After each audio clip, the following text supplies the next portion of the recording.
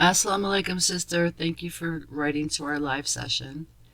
As I understand your situation, you've been married for 16 years and you do have children. The children's ages are from 7 to 13, and you moved to the UK at the age of 23 and lived with his family for 6 years, and then you moved out. According to what you have stated, his family are professionals, and your husband is introverted, calm, patient, doesn't find fault or backbites, and he's a very religious person. And it appears that those are the traits that you really, respect and treasure in him. Also, he loves his work, and he provides for you and the children financially. Unfortunately, he works very long hours. He works about 16 hours a day, you stated, and he stays overnight in a hotel. However, he doesn't get paid for this time.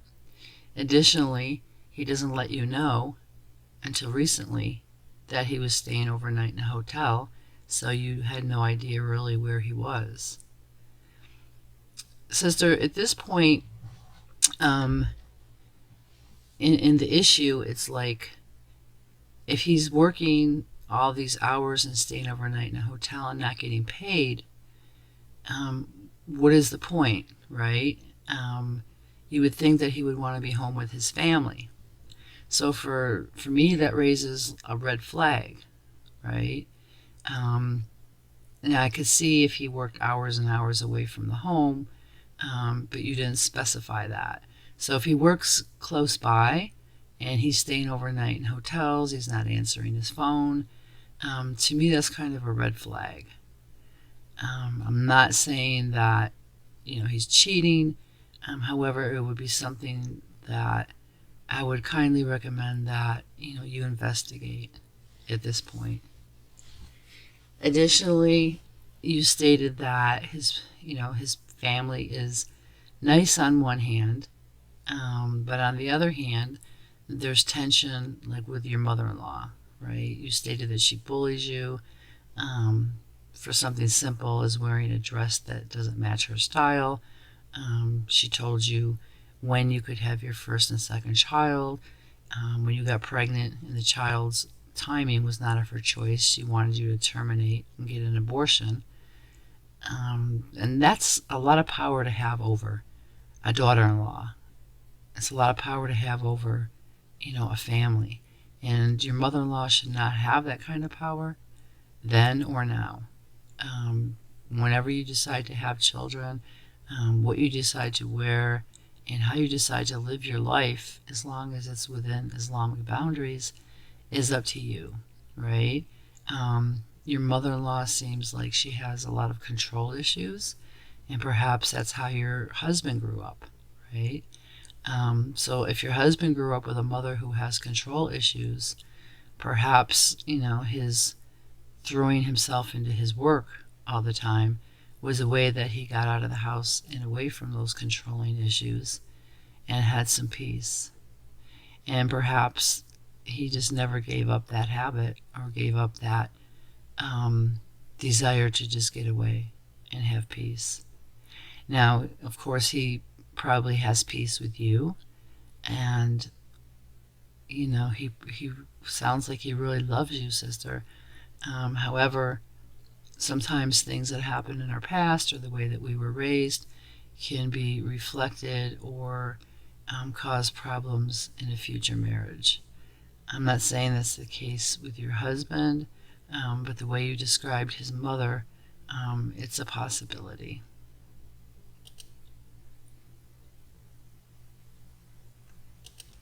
Additionally, you state that as far as him listening to you and respecting you and respecting your emotions, he just doesn't do that. You state that you have low self-esteem and he doesn't show appreciation or love.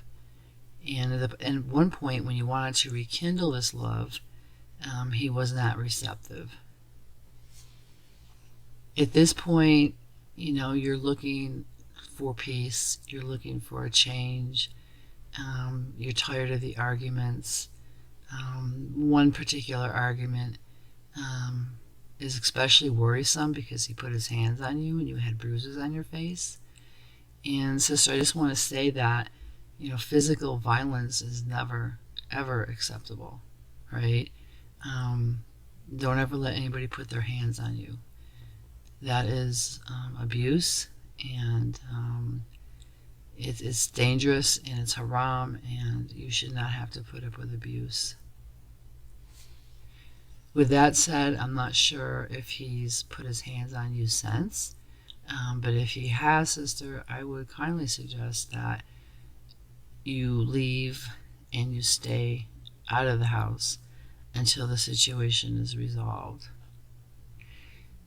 At this point, you've not spoken to his parents, and you didn't even welcome them when they came to your home after the incident with your husband putting his hands on you.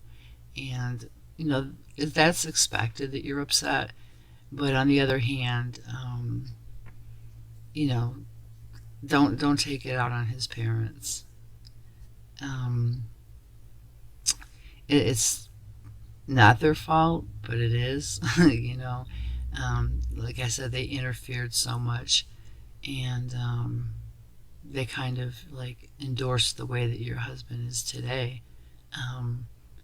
But again, they're separate people, so please remain kind and respectful. You don't have to do everything that they say. You don't have to go out of your way, but still remain respectful and kind regarding his parents.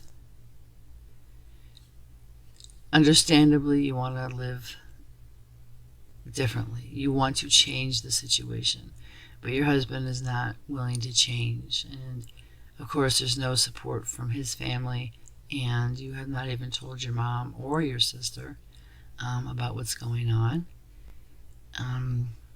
So at this point, sister, I could kindly recommend and suggest, inshallah, that you do seek counseling in your area on a regular basis, because you do have a lot going on within your marriage. It does sound like you love him, and it does sound like he loves you, but there is a huge disconnect when it comes to expectations, expressing love, showing love, seeking a balance in life as husband and wife. And it may stem from, his just being used to coming and going as he pleases, and, staying overnight in hotels and doing whatever. It sounds like there's been really no accountability for him on his end, right? It's like he can come and go as he pleases and do what he wants. And that's not something really you can control. That's only something that can come from his heart and his understanding of an Islamic marriage and his willingness to change. So if he's not willing to change, then you have to start deciding what it is that you want for your life, right? So you should state that now you're living peacefully after 16 years and that you feel free and not trapped with a burden of expectation, and that you're going out again, and you're enjoying yourself, which is good, alhamdulillah.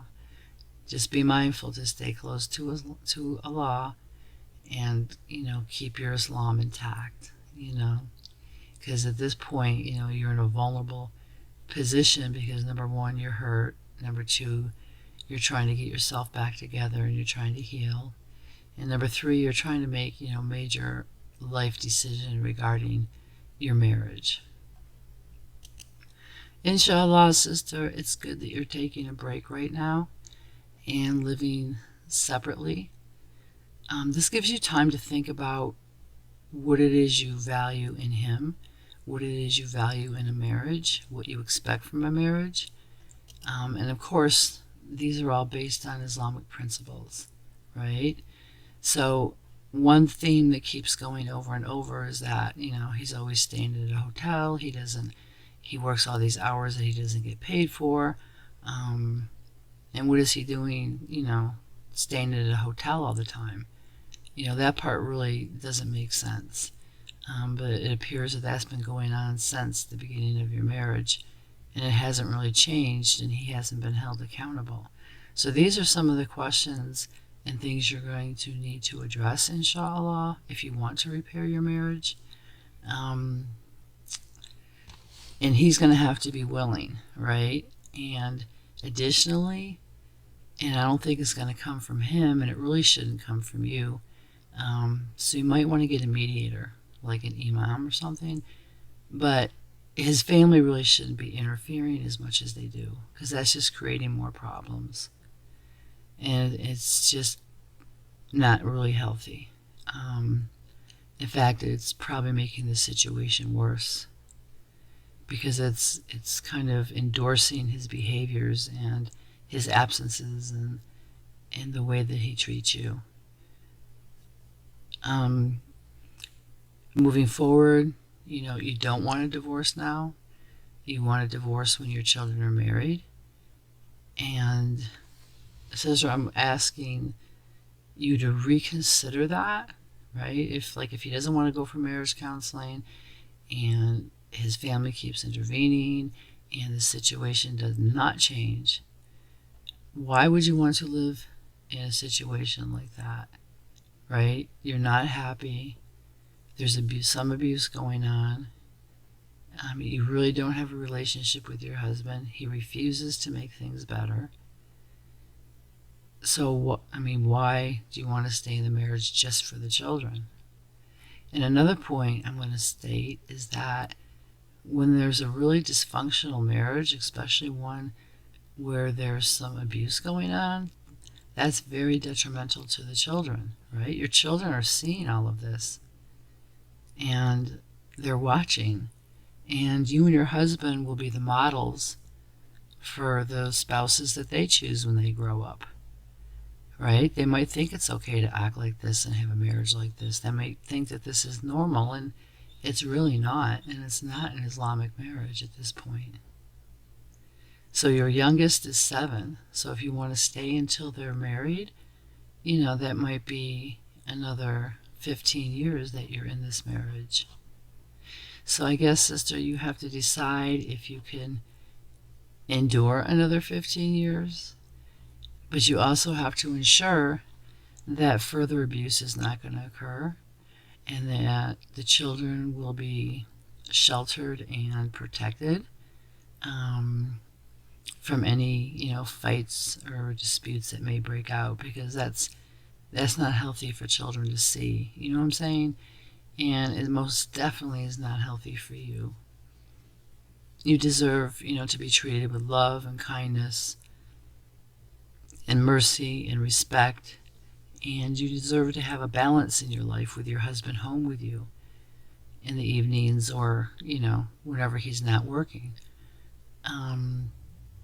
Inshallah, you deserve to go out with your husband, do things as a family, bond, create a beautiful marriage. And it seems like that has not happened, not even from the beginning. And again, you pointed out all the hours that he works and doesn't get paid, and his sleeping at hotels. So I would really look into those situations and factors. I would make a list of the pros and the cons of staying separated but living together versus just getting divorced. And think about it seriously, right? Because Allah wants you to be happy, sister, right? You deserve to have a happy life. And so do your children. And so does your husband. But that's going to be on him, right? So the main concern right now is you and the children's happiness and resolving the marriage one way or another. And, living together while you're separated, I guess it can be done, but I really don't advise it, because living together separated means that, you just don't have relations, but things will still be the same. You'll still have the same issues. You'll still have the same, scenarios. You'll still have the same situations. Only the title will be separated, living together. So it doesn't really appear to make that much of a difference in the way your life would be. So, sister, you're precious to Allah, and your children love you. You deserve to be happy.